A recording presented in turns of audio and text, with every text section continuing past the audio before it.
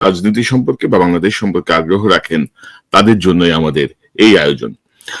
দর্শক, পরিস্থিতি জটিলতার দিকে যাচ্ছে। বাংলাদেশের সাধারণ মানুষ এখন বনে বাজারে দিন কাটাচ্ছেন, বিশেষ করে যারা সরকার সমর্থক নন তাদের অবস্থা খুবই জটিল। তারা খুবই মানবেতর জীবনযাপন করছেন। ৭১ সালে স্বাধীনতা বিরোধীদের ভূমিকা এখন আওয়ামী লীগ।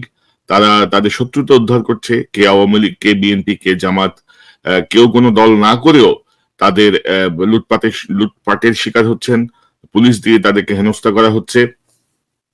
তো সার্বিক পরিস্থিতিটা অনেকটা মহান মুক্তিযুদ্ধের মতো, ৭১ সালের মহান মুক্তিযুদ্ধকালীন পরিস্থিতিতে এখন বাংলাদেশ।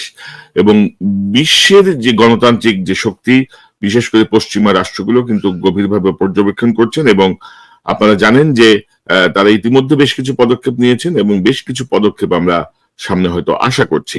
তো সার্বিক পরিস্থিতি সবকিছু মিলিয়ে আমার সঙ্গে যোগ দিচ্ছেন আপনাদের অত্যন্ত প্রিয় মানুষ, প্রিয় মুখ, জাস্ট নিউজ বিডির সম্পাদক, নির্বাহী সম্পাদক এবং রাইট টু ফ্রিডমের নির্বাহী পরিচালক জনাব মুশফিকুল ফজল। মুশফিকুল ফজল আনসারী, আপনাকে স্বাগত জানাচ্ছি আজকের অনুষ্ঠানে। ধন্যবাদ আপনাকে এবং আপনার দর্শকদেরকে। মুশফিক ভাই, যেটি বলছিলাম, আপনি তো দেখছেন যে বাংলাদেশের কি ভয়াবহ অবস্থা না? 1971 সালের মানুষ যে সাফারিংসটা ছিল, এই প্রজন্ম আবার দেখছে যে কিভাবে মুক্তিযুদ্ধের সময় মুক্তিযোদ্ধারা প্রতিরোধ গড়ে তুলেছিলেন। প্রথম দিকে তো তারা এমনই ছিলেন, ধীরে ধীরে তারা প্রতিরোধ গড়ে তুলতে শুরু করেন। তো আমার মনে হয় যে পরিস্থিতি ওই দিকেই যাচ্ছে। তো আপনার সঙ্গে কথা হচ্ছিল, সেই কথার আলোকে আমাদের এই শিরোনাম দেয়া, সাহস এবং ধৈর্যের সাথে পরিস্থিতি মোকাবেলা করুন, আমরা আহ্বান জানাচ্ছি।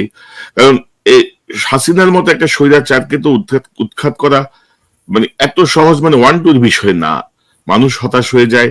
তো সবকিছু মিলিয়ে আপনি কিভাবে দেখছেন? বৈশ্বিক একটা চাপের জন্য মানুষ অপেক্ষা করছে। ইনফ্যাক্ট স্যাংশন দেওয়ার পরে কিন্তু বাংলাদেশের মানুষ অনেক খুশি হয়েছিল, তারা কিছুটা রাজনৈতিক মুভমেন্ট তারপর থেকে আসলে শুরু হয়। তো আপনার পর্যবেক্ষণটা জানতে চাই এই মুহূর্তে, সাধারণ মানুষ, বিএনপি নেতা কর্মী, তাদের ব্যাপারে আপনার কোনো বক্তব্য বা আপনার বিশ্লেষণটা।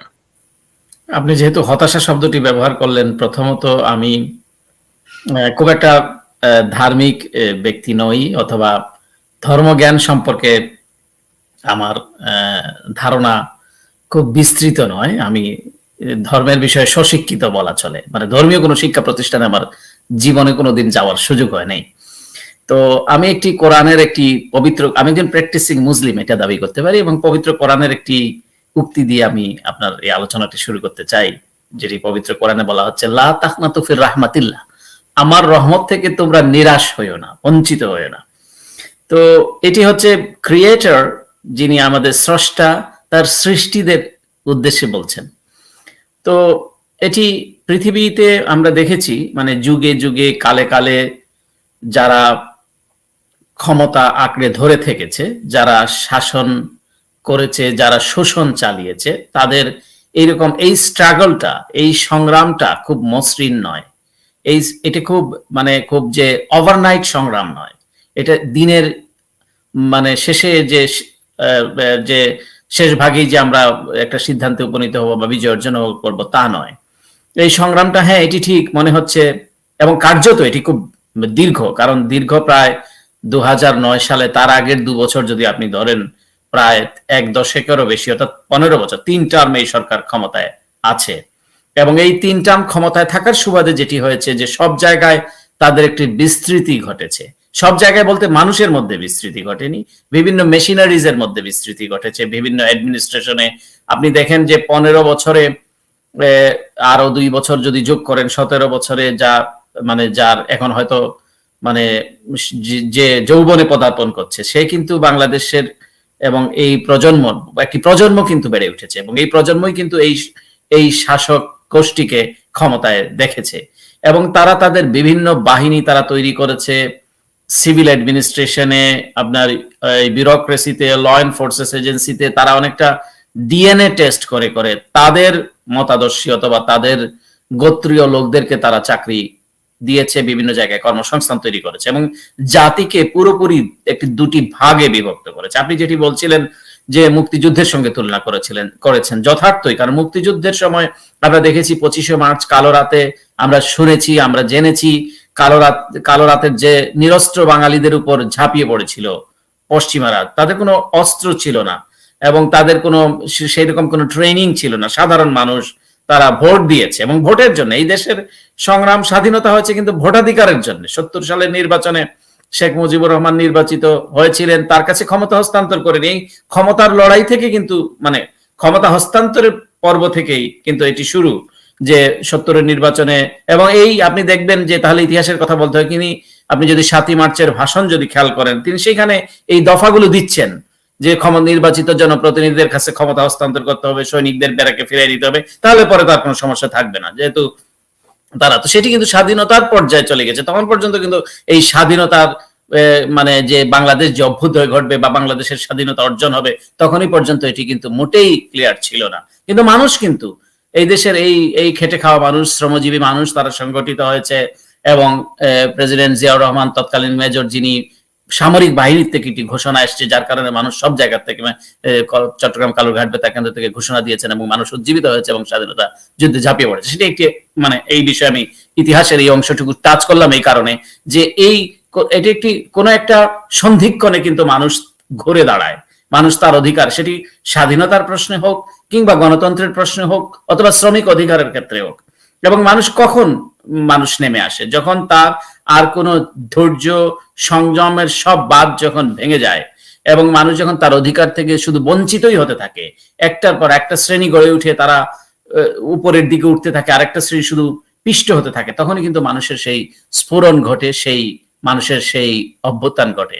এখন আপনি যেটি বলছেন, হ্যাঁ, এই 15 বছরের বেশি সময় ধরে তারা যেরকম বিভিন্ন জায়গায় বিস্তৃত করেছে এবং অনেক লুটপাট তারা করেছে এই 15 বছর বেশি শাসক থেকে, মানে গত এক দশকের অর্থাৎ 15 বছরের শাসনে বাংলাদেশ থেকে $62 বিলিয়ন, সর্বমোট $62 বিলিয়ন শুধু পাচার হয়ে গিয়েছে বলে ফাইন্যান্সিয়াল ইন্টিগ্রিটি রিপোর্টে প্রকাশ করা হয়েছে ওয়াশিংটন ভিত্তিক। অর্থাৎ কি পরিমাণ লুটপাট তারা করেছে এই এক দশকেরও বেশি সময় ধরে। এবং এই লুটপাটের সঙ্গে সরকার প্রধান, তার পুত্র থেকে শুরু করে তার খাওয়ের খারা সবাই জড়িত। এখন আসেন আপনি যেটি বলছেন যে এই প্রসঙ্গে এই অবস্থানে আমরা সেটি বারবার বলছি, এই আলোচনায় বহুবার বলেছি যে বাংলাদেশের যে এই যে সমস্যা, বাংলাদেশের যে এই যে গণতন্ত্রহীনতা, মানুষ যে অধিকার বঞ্চিত, মানুষ যে তাদের ভোটাধিকার চায়, ভোটটা কিন্তু বাংলাদেশের এবং এই সমস্যা বাংলাদেশের এবং এটা বাংলাদেশের কাপ অফ টি, আমরা একাধিকবার বলেছি। কিন্তু তাই বলে কি বিশ্ববিবেক বলে কিছু নেই? বিশ্ববিবেক আছে বলেই তো 1971 সালে বাংলাদেশের পাশে মানুষ দাঁড়িয়েছিল। জর্জ হ্যারিসন তার সেই মানে গগন বিদারী সেই গান তোলে তারা মানুষকে আন্দোলিত করেছিল। তো এইরকম রবিশঙ্কর তখন সেতার বাঁধিয়েছিল। তো এইসব থেকেই কিন্তু মানুষ এবং যার কারণে পুরো বিশ্ববিবেককে নাড়া দিয়েছিল। এখনো কিন্তু আপনি দেখবেন স্বাধীনতার পরে আমার মনে হয় না এত বেশি ইন্টারন্যাশনাল কনসার্ন বাংলাদেশে এসেছে, অর্থাৎ এত বেশি মনোযোগের জায়গায় বাংলাদেশ কখনোই আসেনি যেটি এসছে। এবং এত বেশি মানে বাংলাদেশকে হেয়ভাবে প্রতিপন্ন করা কোন সরকার প্রধান, কোন স্বৈরাচার, কোন রাষ্ট্রপ্রধান অথবা কোন গণতান্ত্রিক সরকার প্রধান এটি করেননি যেটি বর্তমান ক্ষমতাসীন প্রধানমন্ত্রী করেছেন। এবং একটা বাংলাদেশকে যেভাবে চিত্রিত করা হয়েছে এইটার পেছনে আপনি দেখবেন যে এই অবস্থায় বিশ্ব কি করছে? বিশ্ব কি চুপ করে বসে আছে? না, বিশ্বের মানে যে তাবৎ যে গণতান্ত্রিক শক্তি, তারা কিন্তু একের পর এক তারা এই কথাগুলি বলে আসছে। এখন ডিপ্লোম্যাটিক কিছু টার্মস থাকে, কিছু নর্মস থাকে, কিছু প্র্যাকটিস থাকে। এখানে ধরেন বাংলাদেশে তো মানে এখানে কেউ বম্বিং করবে না, বাংলাদেশের জন্য মানে যুদ্ধ করে এখানে কোনো কিছু উদ্ধার করবে না। শুধু বাংলাদেশের এই আকাঙ্ক্ষার প্রতি আপনি দেখবেন যুক্তরাষ্ট্রের স্টেট ডিপার্টমেন্ট বারবার যেটি বলছে যে বাংলাদেশের মানুষ যাতে তাদের নেতা নির্বাচন করতে পারে এবং বাংলাদেশের আকাঙ্ক্ষার সাথে আমরা কোনো পার্টিকুলার দলের পক্ষে নই, বারবার তারা এটা একটু করেন, আমরা আকাঙ্ক্ষার সাথে। আমি একটা আপনার সঙ্গে যোগ করতে চাই যে ধরেন এই বিষয়গুলো আমরা শুনতেছি যে ধরেন মার্কিন যুক্তরাষ্ট্র, ইউরোপীয় ইউনিয়ন সহ সবাই বাংলাদেশের একটি সুষ্ঠু নির্বাচন, অবাধ সুষ্ঠু নিরপেক্ষ অংশগ্রহণ নির্বাচনের ব্যাপারে কিন্তু তারা বেশ তৎপর, বিভিন্ন ভূমিকা রাখছেন। ধরেন আমি যদি বলি স্পেসিফিকলি যে ভিসা স্যাংশন আসছে অনেকের উপরে, ভিতরে আরো দেওয়া হচ্ছে, র্যাব 7 জনের উপরে স্যাংশন দেওয়া হয়েছে। কিন্তু ধরেন তারপরেও ধরেন আমেরিকা ধরেন বারবার বোঝানোর চেষ্টা করছে, দফায় দফায় তাদের প্রতিনিধি এসছেন, শীর্ষ পর্যায়ের মানুষ এসছেন, এক সপ্তাহ ব্যবধানে আসছেন, বারবার মিটিং করেছেন, বলেছেন, কিন্তু সরকারের কাছে কিছু বোধগম্য হচ্ছে না কেন? অর্থাৎ সরকার যে আমলে নিচ্ছে না কোনো কিছুই, তারা যে এত শক্তি দেখাচ্ছে, এটার পেছনে কি ভারত আপনি মনে করেন নাকি মানে এই জায়গাটা কিভাবে দেখেন আপনি? হ্যাঁ, প্রথমত হলো আপনি যদি দেশের চিন্তা করা হয়, দেশের মানুষের চিন্তা করা হয়, দেশের ভবিষ্যতের কথা চিন্তা করা হয়, এরকম যদি কোনো রাষ্ট্র বা সরকার প্রধান হন তাহলে এগুলো দর্তব্যের মধ্যে নিবেন। কিন্তু এমন যদি হয় কেউ সরকার প্রধান যদি থাকে, তিনি যদি শুধু কেবলই আমার ক্ষমতায় থাকা চাই, এইটাই যদি হয় তার মনোবাসনা, তার আকাঙ্ক্ষা, তার ইচ্ছা এবং তার মানে অভিব্যক্তি, তাহলে পরে এই সরকার প্রধানের কাছ থেকে আপনি তো এগুলি আশা করে লাভ নাই। কিন্তু ইন্টারন্যাশনাল কমিউনিটি কি করে? ইন্টারন্যাশনাল কমিউনিটি তারা প্রথমে আর্জ করে যে এই এই এই এটা চলতে পারে না, এটা চলতে দেয়া যায় না, তোমরা এগুলাতে এঙ্গেজ হও। এটা কিন্তু শেষ পর্যন্ত কিন্তু যুক্তরাষ্ট্র চেষ্টা করেছে। আপনি দেখবেন যে প্রধানমন্ত্রী, ক্ষমতাসীন প্রধানমন্ত্রী পার্লামেন্টে দাঁড়িয়ে তার প্রধান প্রতিপক্ষ তাকে জানোয়ার বলে সম্বোধন করেছে, এই জানোয়ারদের সাথে কোনো আলোচনা চলে না। সে বলেছে প্রেসিডেন্ট ট্রাম্প এবং বাইডেন যদি আলোচনায় বসে তারপরে সে আলোচনায় বসবে, এরকম কথা বলেছে সে। তারপরেও কিন্তু যুক্তরাষ্ট্রের অ্যাসিস্ট্যান্ট সেক্রেটারি ডোনাল্ড লু চিঠি ইস্যু করেছেন সরকার দলীয়, বিএনপি এবং জাতীয় পার্টি, তিনটি দলকে চিঠি পাঠিয়ে দেয়। এটা এত কিছুর পরেও যদি তার এই কথাগুলো দর্তব্যের মধ্যে নিত যুক্তরাষ্ট্র, তাহলে যুক্তরাষ্ট্র ঠিক আছে ও বলেছে যা খুশি করুক গিয়ে। বিষয়টা কিন্তু তা নয়, স্টেপ বাই স্টেপ যে তারা কিন্তু শেষ চেষ্টা ডিপ্লোম্যাটিক্যালি তার চেষ্টা করেছে একটা পলিটিক্যাল সলিউশন, একটা কনসেনসাস যাতে তৈরি হয়, একটা পলিটিক্যাল যাতে সমঝোতা তৈরি হয়, এটি চেষ্টা যুক্তরাষ্ট্র করেছে এই কথাগুলো বলার পরেও। তো এখন যুক্তরাষ্ট্রের যে মানে অবস্থান, যুক্তরাষ্ট্র যে এটা তো একদিনে হয়নি, যুক্তরাষ্ট্রের এখানে হিউজ ইনভেস্টমেন্ট আছে, হিউজ কন্ট্রিবিউশন আছে, তাদের টাইম স্পেন্ড আছে, তাদের অফিসাররা, তাদের কর্মকর্তারা সেখানে এঙ্গেজ হয়েছে। তো এগুলি তারা এত কিছুর পরে যে শেখ হাসিনাকে যদি রাখতেই হয় এবং শেখ হাসিনার কে যদি প্রধানমন্ত্রী হিসাবে বিনা ভোটে, ভোটে হলে কোনো অসুবিধা নাই, মানে অংশগ্রহণমূলক যদি একটি নিরপেক্ষ সরকারের অধীনে নিরপেক্ষ প্রশাসনের মাধ্যমে যদি ভোট হয় শেখ হাসিনা প্রধানমন্ত্রী, অসুবিধা কিসে? কিন্তু চালকের আসনে শেখ হাসিনা থাকবে, তার একটা ম্যানেজড ইলেকশন করবে, একটা অর্কেস্ট্রেটেড ইলেকশন করবে। এবং শেখ হাসিনা যে একটা অর্কেস্ট্রেটেড ইলেকশন, একটা ইলেকশন যে মঞ্চস্থ করতে চাচ্ছে, এটা বাংলাদেশের মানুষের কাছে যেমন পরিষ্কার, দুনিয়ার কাছে সব এটি পরিষ্কার। তো আন্তর্জাতিক বিশ্ব, বিশেষ করে যুক্তরাষ্ট্র এবং ইউরোপীয় ইউনিয়ন তাদের কাছে পরিষ্কার। আপনি দেখবেন যে তারা ইলেকশনের যে স্কেজুয়াল ঘোষণা করেছে, এখানে তাদের নির্বাচনী পর্যবেক্ষকের জন্য অনেকে অ্যাপ্লাই করেছে নাকি শুনলাম 42 জন, যার মধ্যে আপনার আফ্রিকান ইলেকটোরাল অ্যালায়েন্স বলে একটি সংগঠন আছে, তাদেরই 11 জন, এবং এই 11 জন কিন্তু উগান্ডার নাগরিক। তো উগান্ডাকে কিন্তু হেয় করার মতো অবস্থানে নাই, উগান্ডার অবস্থান কিন্তু বাংলাদেশের চেয়ে অনেক ভালো। মানে এই অবস্থায় সামাজিক বলেন, অর্থনৈতিক স্থিতির ক্ষেত্রে বলেন, এখন কিন্তু তাদের অবস্থান ভালো। মানুষ একটা নেগেটিভ টার্মে উগান্ডাকে ব্যবহার করে। তো এখন এবং আপনি এই যে তারা যে একতরফা ইলেকশন যে করছে, এটি কিন্তু দুনিয়া আঁচ করতে পারছে। এখন ধরেন যে যুক্তরাষ্ট্র এখন তাদের অবস্থানটা কি হবে, যুক্তরাষ্ট্র কি করবে, মানুষের কাছে মানুষের অনেক ধরনের প্রশ্ন, জিজ্ঞাসা। মানে মানুষের জায়গাটা ধরেন, আমি তো দেখি ধরেন তফসিল ঘোষণার পর থেকে মানুষের বক্তব্য হচ্ছে ভাই সব শেষ, এত কথা বললেন কিচ্ছু হবে না, কোনো লাভ নাই, আপনারা শুধু খামাখা এসব কথা বলেন। না, বিষয়টা হচ্ছে আবার আসছে হতাশা, এক ধরনের ক্ষোভ। না, প্রথমত হলো কিছু হতাশা ছড়িয়ে দেওয়া হয়, এটাও ঠিক। এবং এখানে আন্ডারস্ট্যান্ডিং এর বিষয়ও এখানে জড়িত, যে আপনি সবার সাথে এই আলোচনাটা করে মানে পারবেন, এটা বোঝানোটাও মানে মুশকিল। এবং সবাইকে বাংলাদেশের যে বিষয়টা হয়েছে কি, মানে আপনাকে সেখানে আবেগ উত্তেজিত হতেও সময় লাগবে না, আবার হতাশা ছড়াতেও খুব বেশি সময় লাগবে না। এটা আমাদের এটা হিউম্যান সাইকোলজি, সকলের ক্ষেত্রে এটা আছে। কিন্তু বিষয়টা বুঝতে হবে, বিষয়টা হলো এই যে যুক্তরাষ্ট্রের যে তাদের যে continuous effort, one by one তারা বলছে তাদের, এবং এই কথা বলার কারণে তাদের অ্যাম্বাসেডর পর্যন্ত নানা ধরনের হেনস্থার শিকার হচ্ছে নানাভাবে। এবং এই যে বিষয়গুলো, যে কনসিকুয়েন্স গুলো তৈরি হচ্ছে, এটি অবশ্যই আমি যুক্তরাষ্ট্রের প্রশাসনকে প্রতিনিধিত্ব করি না, কাজে আমি বলতে পারবো না কি ধরনের ব্যবস্থা তারা গ্রহণ করবে। কিন্তু যেগুলি পাবলিক হচ্ছে, যেমন আপনি জেনে থাকবেন যে এখন সামগ্রিকভাবে যদি এটা না হয়, একটা যদি সুষ্ঠু অবাধ নির্বাচন না হয়, যদি জনগণ তাদের প্রত্যাশা পূরণ করতে না পারে, যদি জনগণ তাদের নেতা নির্বাচন না করতে পারে, তাহলে যুক্তরাষ্ট্রের যে ডিসিশনগুলি হবে সেটি বাংলাদেশের জন্য খুব করুণ হবে, বাংলাদেশের এই সরকার ব্যবস্থার জন্য খুব করুণ হবে। অলরেডি আপনি দেখবেন যে প্রায় $100 মিলিয়ন মতো আপনার রেডিমেড গার্মেন্টস এর অর্ডার ক্যান্সেল হয়েছে। আপনি দেখবেন যে এই যে ভিসা স্যাংশন সেটি তো তারা অব্যাহত আছে, সেটা কিন্তু তারা শুরু করেছে এবং করছে। ওইটা হয়তো পাবলিক করে না যে কার ভিসাটা বাতিল করা হলো, কিন্তু এটি তারা অব্যাহত ভাবে আছে। তারপরে তারা এটি হিন্ট দিয়েছেন সেক্রেটারি ব্লিংকন সেদিন, যে গার্মেন্টস ওয়ার্কার তারা একটা গ্লোবাল।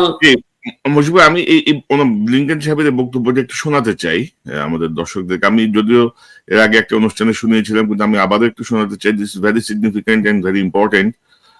আমার মনে হয় যে একটু শুনতে পারলে ভালো হয়, আপনি যদি বুঝাই বলেন ব্যাখ্যা করে।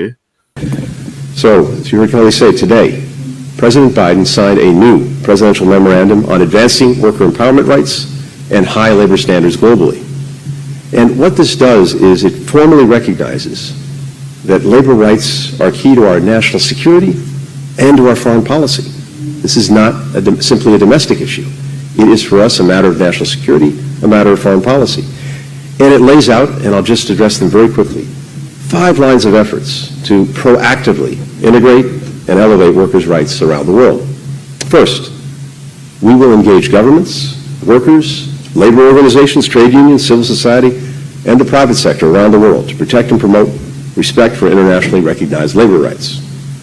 That means, for instance, that all of our ambassadors, all of the folks running our embassies around the world will engage with workers, with unions, so that their voices are reflected in everything that we do. Second,